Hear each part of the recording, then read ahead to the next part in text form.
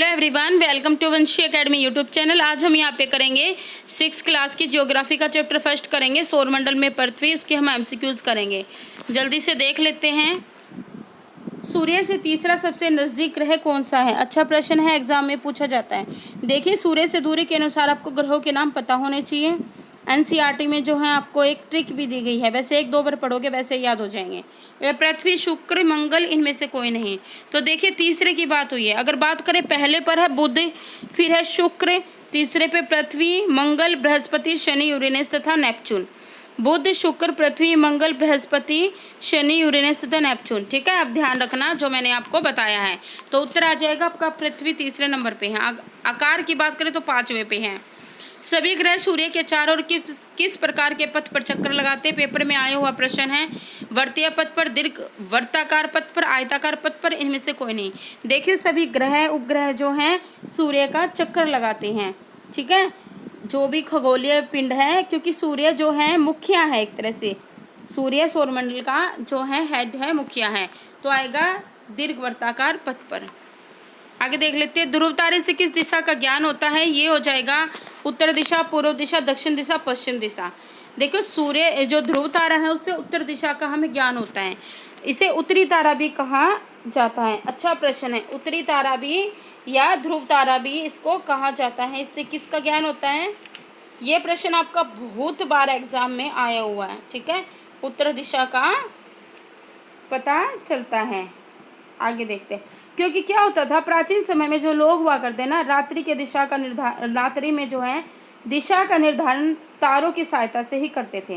क्योंकि उत्तर दिशा में हमेशा ध्रुव तारा होता था, यानी इसे उत्तरी दिशा भी कहा जाता था। आगे देख लेते हैं, अंतरिक्ष से संबंधित उर्सा मेजर या बिग बियर क्या है?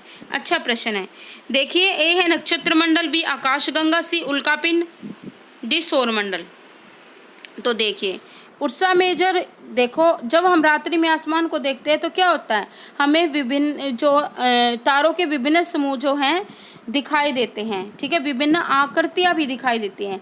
ये नक्षत्र मंडल कहलाते हैं। जो भी ये तारों के विभिन्न समूह हैं, ये क्या कहलाते हैं? नक्षत्र मंडल।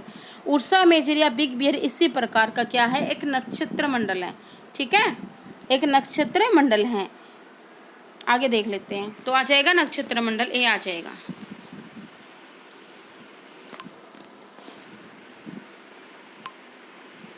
क्षुद्र ग्रह किन कक्षाओं के बीच पाए जाते हैं? बहुत ही अच्छा प्रश्न है, बहुत ही अच्छा प्रश्न है। ठीक है, क्षुद्र ग्रह के बारे में देखो, क्षुद्र ग्रह होते क्या हैं? जो तारों, ग्रह तथा उपग्रहों के अतिरिक्त जो है बहुत सारे छोटे पिंड भी होते हैं, संख्या पिंड होते हैं, जो सूर्य के जो उपग्रहों के साथ ही सूर्य के क्या करते हैं? चक्कर लगाते हैं। इन ग्रहों को, इन पिंडों को, ग्रहों के टुकड़ों को, इन पिंडों को यह क्षुद्र ग्रह कहा जाता है। ठीक है, तो ये किन किन के बीच में, कौन कौन ग्रह के बीच में जो है ये पाए जाते हैं, ये आपको बताना है। तो देखिए, ऑप्शन ए है मंगल एवं बृहस्पति, सी बी है शनि बृहस्पति, सी पृथ्वी मंगल, डी इनमें से कोई नहीं। तो क्षुद्र ग्रह जो एक असंख्य छोटे छोटे पिंड होते हैं जो ग्रहों से टूटकर बने हैं, ये मंगल और बृहस्पति के बीच में पाए जाते हैं। अच्छा प्रश्न है, किस ग्रह को पृथ्वी का जुड़वां ग्रह कहा जाता है? तो शुक्र ग्रह को जो है, शुक्र ग्रह को ध्यान रखना, शुक्र ग्रह को पृथ्वी का जुड़वां ग्रह कहा जाता है, क्योंकि इसका आकार एवं आकृति लगभग पृथ्वी के समान है। प्रश्न आता है क्यों कहा जाता है? तो आ जाएगा आकार आकृति पृथ्वी के लगभग समान है। सूर्य से तीसरा सबसे नजदीक ग्रह मैंने बता दिया आपका, पृथ्वी हो जाएगा। ठीक है, बुध, शुक्र, पृथ्वी, मंगल। ठीक है, निम्नलिखित ग्रहों में से कौन आंतरिक ग्रह नहीं है? देखो, ये ग्रह थोड़ी सी गलती हो चुकी है टाइपिंग करते टाइम, इसके लिए माफ़ी चाहूँगी। शुक्र, पृथ्वी, बुध, बृहस्पति तो आंतरिक ग्रह नहीं है पूछा। देखिए, मैं आपको बता देती हूँ, सूर्य से के नज़दीक जो पहले 4 ग्रह हैं कौन कौन से आ जाएंगे? एक दो बार पढ़ोगे आराम से याद हो जाएंगे। बुध, शुक्र, पृथ्वी, मंगल, ये है चट्टानों से बने ग्रह, तो इनको बोलते हैं आंतरिक ग्रह। बाकी के जो 4 बचे हैं ना, वो हो जाएंगे आपके बाह्य ग्रह, जो कि गैस से बने हुए हैं। तो बृहस्पति आपको पता सबसे बड़ा ग्रह है और बुध सबसे छोटा ग्रह है। पहले देखो 9 ग्रह हुआ करते थे। 24 अगस्त 2006 को जो है प्लेटो को जो है ग्रह की श्रेणी से जो है बाहर कर दिया गया है। चंद्रमा पृथ्वी का एक चक्कर कितने दिनों में लगाता है? देखो, इसमें जैसे दशमलव में भी उत्तर है तो 27 दिन भी मिल जाएगा तो भी उत्तर आपका ठीक है, लगभग 27.3 दिन आ जाएगा। आगे देख लेते हैं, निम्नलिखित में से पृथ्वी का सबसे नजदीक ग्रह कौन सा है? देखो पृथ्वी का पूछा गया है, शुक्र, बृहस्पति, शनि, यूरेनस। तो पृथ्वी का सबसे नजदीक आ जाएगा शुक्र आ जाएगा, जो कि इसकी जुड़वा बहन भी कहा जाता है। हमारे सौरमंडल में सबसे बड़ा सबसे छोटा ग्रह, देखिए सौर बृहस्पति बुध, बृहस्पति पृथ्वी, बृहस्पति मंगल, बृहस्पति शनि। तो सबसे बड़ा और सबसे छोटा बताना है तो आ जाएगा आपका बृहस्पति, एवं जो बृहस्पति है वो सबसे बड़ा है और जो बुध है वो सबसे छोटा है। अब देख लेते हैं सौरमंडल का सबसे जो है गर्म ग्रह है, ये लिखने में थोड़ी हो जाती है गलतियाँ, ये ग्राम नहीं है बेटा, ये गर्म है, ठीक है, गर्म ग्रह हैं। शुक्र, शनि, मंगल, इनमें से कोई नहीं। अगर देखें तो सूर्य के जो बिल्कुल नज़दीक है वो आ जाएगा बुध ग्रह हो जाएगा, लेकिन जो है बुध गर्म ना होकर, ठीक है बेटा एक सेकंड रुकोगे आप।